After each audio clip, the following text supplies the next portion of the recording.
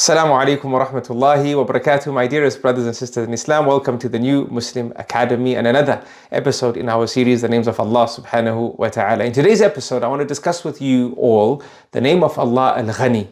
Al-Ghani. Al-Ghani refers to the absolutely rich one.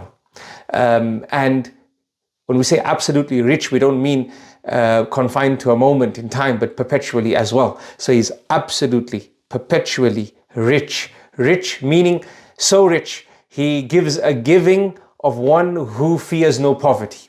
He's so rich that every matter that we consider to be from the riches of life exists because of Al-Ghani, because of Allah subhanahu wa ta'ala. And when we talk about riches, we're not just talking about, silver coins and gold coins and assets and things of monetary value and fiat currency and so on and so forth.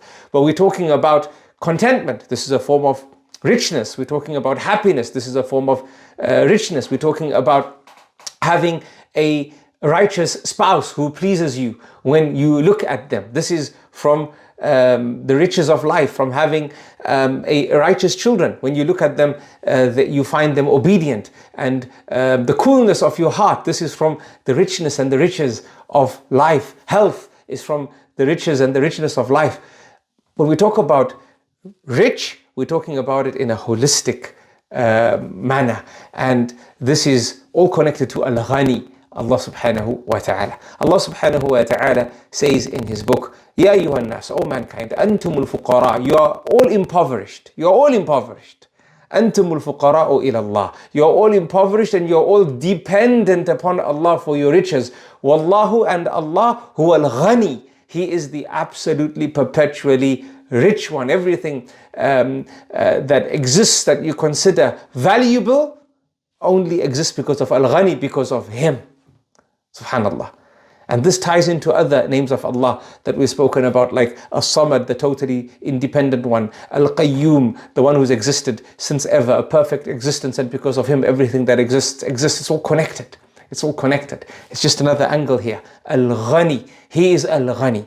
And of course, naturally, all these names of Allah develop within us practical manifestations. And no doubt from the practical manifestations of this name is loving Allah subhanahu wa ta'ala, loving him sincerely, because everything that we have that we consider valuable is from him. So that's number one. Number two, raising our hands and asking from him. There's many things that we need and we don't have. We're going to ask from Al-Ghani, and trusting that he will only give it to us if it's best for us. And if he doesn't give us what we are asking for, then he's given us something that he knows that we would ask for had we known our situation, our future. So he's Al-Ghani. And from this, the benefits of this name is developing this idea that I can never ever be ungrateful to Allah subhanahu wa ta'ala. I can never ever place myself in a position of a lower level of showing gratitude and thanks to him subhanahu. Why? Because he is Al-Ghani. It's never a case that if I don't get what I want, then this means that Allah doesn't have, or it's something personal. No, of course he has. But he's giving us something that he knows it's better. Because Al-Ghani, from the meanings of this name, is the one who enriches you with a true enrichment. Meaning, he doesn't enrich you with something that the people consider enrichment, but it's going to lead to your detriment and harm. So sometimes Allah subhanahu wa ta'ala might give us something that we're asking for. And then when he gives it to us, it makes us arrogant. And it shifts our path. It changes our narrative. One which used to be paradise-centric, and then it becomes hell-based.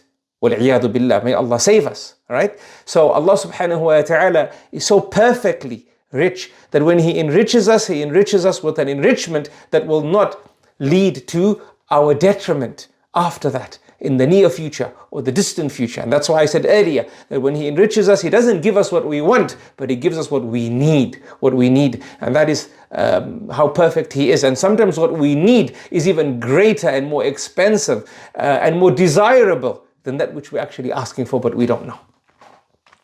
So what does Al-Ghani mean in a nutshell?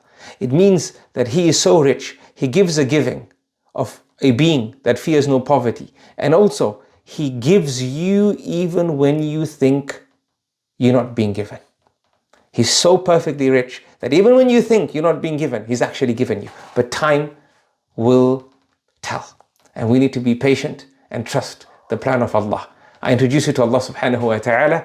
And until next time, Assalamu alaikum wa rahmatullahi wa barakatuh.